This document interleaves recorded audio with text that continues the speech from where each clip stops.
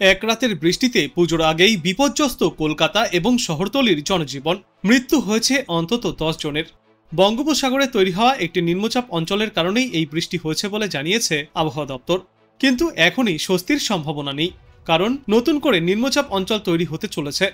Myanmar থেকে ক্রমেই বাংলার দিকে সরে আসছে ঘূর্ণাবর্ত, তা নিম্নচাপে পরিণত হবে একেবারে পুজোর মুখেই। উত্তর ওড়িশা উপকূল সংলগ্ন উত্তর পশ্চিম বঙ্গোপসাগরের ওপর যে নিম্নচাপ অঞ্চলটি ছিল তা এখনও একই জায়গায় অবস্থান করছে। এর সঙ্গে একটি ঘূর্ণাবর্তও রয়েছে সমুদ্রপৃষ্ঠ থেকে 7.6 কিলোমিটার উচ্চতায়। আরও 12 ঘন্টা নিম্নচাপ অঞ্চলটি একই জায়গায় থাকবে বলেই মনে করা হচ্ছে, তারপরে ধীরে ধীরে শক্তি হারাবে। মায়ানমার উপকূল এবং সংলগ্ন বঙ্গোপসাগরের ওপর আরও একটি ঘূর্ণাবর্ত রয়েছে, এটি ধীরে ধীরে পশ্চিম দিকে সরে আসবে।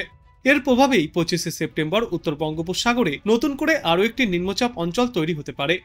পরবর্তীতে পশ্চিম দিকে সরতে সরতে এটি ঘনীভূত হয়ে নিম্নচাপে পরিণত হবে। দক্ষিণ উড়িষ্যা ও উত্তর অন্ধ্রপ্রদেশ উপকূল সংলগ্ন উত্তর পশ্চিম এবং পশ্চিম মধ্য বঙ্গোপসাগরে 26শে সেপ্টেম্বর থেকে সক্রিয় থাকবে এই নিম্নচাপ, যা আগামী 27শে সেপ্টেম্বরের মধ্যে দক্ষিণ উড়িষ্যা উপকূল দিয়ে স্থলভাগে প্রবেশ করতে পারে। এর প্রভাবেই শনিবার পর্যন্ত দক্ষিণবঙ্গের বিস্তীর্ণ অংশে বিক্ষিপ্তভাবে হালকা থেকে মাঝারি বর্ষণ চলবে, কোথাও কোথাও ভারী বর্ষণও চলতে পারে। আজ 25 তারিখ উত্তর 24 পরগনা, দক্ষিণ 24 পরগনা, পূর্ব মেদিনীপুর, পশ্চিম মেদিনীপুর, কলকাতা, হাওড়া, হুগলি, ঝাড়গ্রাম এবং বাঁকুড়ায় বিক্ষিপ্তভাবে বজ্রবিদ্যুৎ সহ বৃষ্টি চলবে। আগামীকাল 26শে সেপ্টেম্বর দক্ষিণবঙ্গের সব জেলাতেই বিক্ষিপ্তভাবে বজ্রবিদ্যুৎ সহ বৃষ্টির পূর্বাভাস। 27শে সেপ্টেম্বর দক্ষিণ 24 পরগনা, ঝাড়গ্রাম, পূর্ব মেদিনীপুর, পশ্চিম মেদিনীপুর এবং দক্ষিণ 24 পরগনায় ভারী থেকে অতি প্রবল বর্ষণের সম্ভাবনা। এছাড়াও কলকাতা সহ হাওড়া এবং আশপাশের এলাকাগুলিতে বিক্ষিপ্তভাবে বৃষ্টি এবং সঙ্গে 40 থেকে 50 কিলোমিটার গতিতে ঝড়ো হাওয়া বইবে। বিক্ষিপ্তভাবে বৃষ্টি চলবে সমগ্র বাংলায়। 28শে সেপ্টেম্বর দক্ষিণ 24 পরগনা, পূর্ব মেদিনীপুর, পশ্চিম মেদিনীপুরে বজ্রবিদ্যুৎ সহ বিক্ষিপ্ত বৃষ্টি চলবে, সঙ্গে ঘন্টায় 40 থেকে 50 কিলোমিটার গতিতে ঝড়ো হাওয়ার পূর্বাভাস। বাদবাকি জেলাগুলিতেও 30 থেকে 40 কিলোমিটার প্রতি ঘন্টা গতিতে দমকা ঝড়ো বাতাস বইবে। 29 থেকে 30শে সেপ্টেম্বর দক্ষিণবঙ্গের অনেক জেলাতেই বিক্ষিপ্তভাবে হালকা থেকে মাঝারি বর্ষণ চলবে। উত্তরবঙ্গের ক্ষেত্রে বৃহস্পতিবার দার্জিলিং, জলপাইগুড়ি এবং উত্তর দিনাজপুর জেলায় বজ্রবিদ্যুৎ সহ বিক্ষিপ্ত বৃষ্টির সতর্কতা জারি করা হয়েছে। শুক্রবার এই সমস্ত এলাকাগুলি এবং কোচবিহারেও রয়েছে বিক্ষিপ্ত বৃষ্টির সম্ভাবনা। শনিবার উত্তরবঙ্গের সব জেলাতে কম বেশি বৃষ্টি চলবে। 28 থেকে 30শে সেপ্টেম্বর পর্যন্ত উত্তরের কোথাও আবহাওয়া সংক্রান্ত কোনো সতর্কতা নেই, তবে দু একটি জায়গায় বিক্ষিপ্ত বর্ষণ জারি থাকবে। 25 থেকে 28শে সেপ্টেম্বর অর্থাৎ রবিবার পর্যন্ত পশ্চিমবঙ্গ এবং উড়িষ্যা উপকূল ঘেঁষে উত্তর ও মধ্য বঙ্গোপসাগরের ওপর ঝড়ো হাওয়া বইবে। প্রতি ঘন্টায় সর্বোচ্চ 35 থেকে 45 কিলোমিটার গতিতে এই ঝড়ো হাওয়া বইবে। দমকা ঝড়ো হাওয়ার সর্বোচ্চ গতিবেগ পৌঁছাতে পারে 55 কিলোমিটার পর্যন্ত, ফলে সমুদ্র উত্তাল থাকার সম্ভাবনা। ইতিমধ্যেই তাই 28 তারিখ পর্যন্ত মৎস্যজীবীদের উদ্দেশ্যে সমুদ্রে যাওয়ার ওপর নিষেধাজ্ঞা জারি করা হয়েছে, রয়েছে লাল সতর্কতা। আজ থেকে আগামী 2 থেকে 3 দিন পর্যন্ত টানা বিক্ষিপ্ত বৃষ্টিপাত জারি থাকবে উত্তর দক্ষিণ সর্বত্রই। দক্ষিণ 24 পরগনায় আজ 7 থেকে 20 সেন্টিমিটার পর্যন্ত ভারী থেকে অতি ভারী বৃষ্টির পূর্বাভাস রয়েছে। অন্যদিকে পূর্ব মেদিনীপুর, পশ্চিম মেদিনীপুর এবং কলকাতা সহ অন্যান্য অঞ্চলগুলিতেও 7 থেকে 11 সেন্টিমিটার ভারী বৃষ্টির পূর্বাভাস রয়েছে। উত্তর পূর্ব বঙ্গোপসাগর উত্তাল থাকবে, সমুদ্রে ঝড়ো হাওয়াও বইতে পারে। সর্বোচ্চ ঘন্টায় 60 কিলোমিটার পর্যন্ত গতিতে এই হাওয়া বইবে। ইতিমধ্যেই তাই উড়িষ্যা এবং পশ্চিমবঙ্গের মৎস্যজীবীদের উদ্দেশ্যে সমুদ্রে যাওয়ার ওপর সতর্কতাও জারি করা হয়েছে। 27শে সেপ্টেম্বর অর্থাৎ শনিবার পর্যন্ত এই সতর্কতা জারি থাকবে। দক্ষিণবঙ্গের আজ অধিকাংশ জেলাতেই বজ্রবিদ্যুৎ সহ হালকা থেকে মাঝারি বৃষ্টি চলবে। ইতিমধ্যেই তাই সবকটি জেলার জন্যই হলুদ সতর্কতা জারি করা হয়েছে। পঞ্চমী এবং ষষ্ঠীতে দক্ষিণবঙ্গের প্রত্যেকটি জেলাতেই ফের একবার বজ্রবিদ্যুৎ সহ ভারী থেকে অতি প্রবল বৃষ্টির সম্ভাবনা রয়েছে। থাকবে দুর্যোগপূর্ণ আবহাওয়া।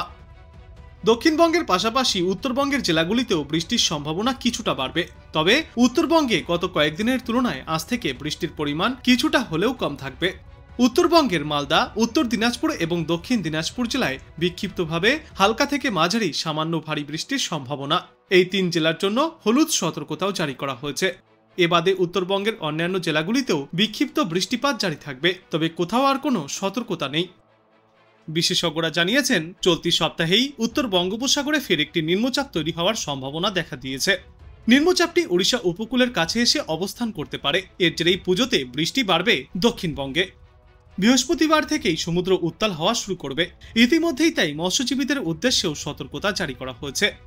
আপাতত বৃহস্পতিবার পর্যন্ত বিক্ষিপ্তভাবে ঝড় বৃষ্টি থেকে বজ্রপাত চলবে দক্ষিণবঙ্গের জেলাগুলিতে। 26 থেকে 29 সেপ্টেম্বর পর্যন্ত দক্ষিণবঙ্গের সব জেলাতেই বিক্ষিপ্তভাবে বৃষ্টির সম্ভাবনা। ভারী বৃষ্টিরও পূর্বাভাস রয়েছে কিছু কিছু অংশে। আগামী 2 সেপ্টেম্বর পর্যন্ত বিক্ষিপ্তভাবে ঝড় বৃষ্টিপাতের সম্ভাবনা রয়েছে। আর নবমীর রাত থেকে বৃষ্টিপাতের সম্ভাবনা আরও বাড়বে গোটা দক্ষিণ বাংলায়। আর তার আগে আজ থেকেই ফের একবার ভারী বৃষ্টির সম্ভাবনা রয়েছে দক্ষিণবঙ্গের কয়েকটি এলাকায়।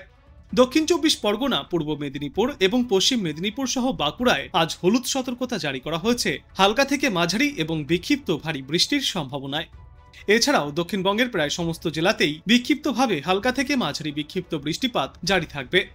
আজকের পর আগামী 2-3-এও এই একই পরিস্থিতি দেখা যাবে গোটা দক্ষিণবঙ্গে। বৃহস্পতিবার পর্যন্ত এই দুর্যোগপূর্ণ আবহাওয়া থাকবে এবং বৃহস্পতিবার থেকেই সমুদ্র উত্তাল হয়ে উঠবে। উপকূলবর্তী এলাকাগুলিতে প্রতি ঘন্টায় সর্বোচ্চ 40 থেকে 45 কিলোমিটার গতিতে দমকা ঝড়ো হাওয়াও বইতে পারে। তবে উত্তরবঙ্গে দেখা যাবে এবার ভিন্ন চিত্র। উত্তরবঙ্গে ক্রমশই কমবে বৃষ্টির পরিমাণ। আজ থেকে সামান্য বজ্রবিদ্যুৎ সহ বৃষ্টির সম্ভাবনা থাকলেও একটানা আর ভারী বৃষ্টির কোনো সম্ভাবনা নেই উত্তরবঙ্গের জেলাগুলিতে। তবে আগামী 48 ঘন্টাতেও দার্জিলিং, কালিম্পং, জলপাইগুড়ি, কোচবিহার এবং আলিপুরদুয়ার জেলায় বিক্ষিপ্তভাবে বৃষ্টিপাত চলবে। তুলনামূলক ভারী বৃষ্টিপাতের সম্ভাবনা রয়েছে দার্জিলিং এবং কালিম্পং জেলায়। আবহাওয়া দপ্তর জানিয়েছে, ষষ্ঠীর 2 দিন আগেই বঙ্গোপসাগরে একটি নিম্নচাপ সৃষ্টি হওয়ার সম্ভাবনা। এর জেরেই উৎসবের দিনগুলিতে বৃষ্টি নামতে পারে সমগ্র বাংলায়। তৃতীয়া থেকে সমুদ্র উত্তাল হওয়ার ইঙ্গিতও মিলেছে, ফলে মৎস্যজীবীদেরকে আগেভাগেই সতর্ক করেছে আবহাওয়া দপ্তর।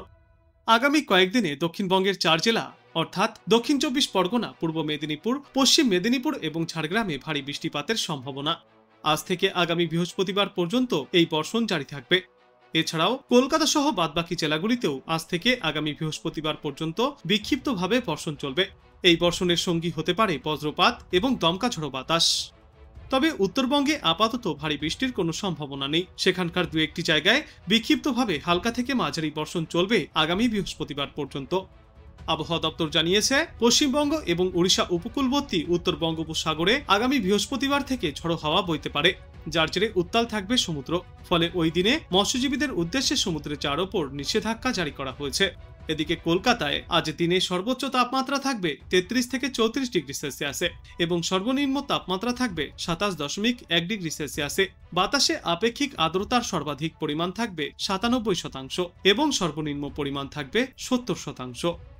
আজকের পর আগামীকালও এই একই পরিস্থিতি থাকবে গোটা দক্ষিণ বাংলা জুড়ে।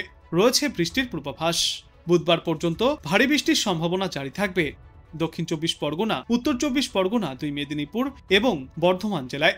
বুধবার এই 3 জেলার সঙ্গে বাঁকুড়াতেও রয়েছে ভারী বৃষ্টির সম্ভাবনা। আর এই সময়ে দক্ষিণবঙ্গের জেলাগুলিতে সর্বোচ্চ তাপমাত্রা থাকবে 33 থেকে 34 ডিগ্রি সেলসিয়াসে, সর্বনিম্ন তাপমাত্রা থাকবে 26 থেকে 27 ডিগ্রি সেলসিয়াসে। একই সঙ্গে উত্তরবঙ্গের জেলাগুলিতেও রয়েছে ভারী বৃষ্টির পূর্বাভাস। এই সপ্তাহেই নতুন করে একটি নিম্নচাপ তৈরির সম্ভাবনা রয়েছে বঙ্গোপসাগরে, যার ফলে পুজোর সময়ও বৃষ্টি চলবে। আজ পার্বত্য এলাকা এবং মালদা ও 2 দিনাজপুর জেলায় বজ্রবিদ্যুৎ সহ বৃষ্টির সম্ভাবনা রয়েছে। এরপর আগামীকাল উত্তরবঙ্গের 8টি জেলাতে ভারী বৃষ্টির পূর্বাভাস। দার্জিলিং, কালিম্পং, কোচবিহার, জলপাইগুড়ি এবং আলিপুরদুয়ার জেলায় ভারী বৃষ্টির সম্ভাবনা রয়েছে।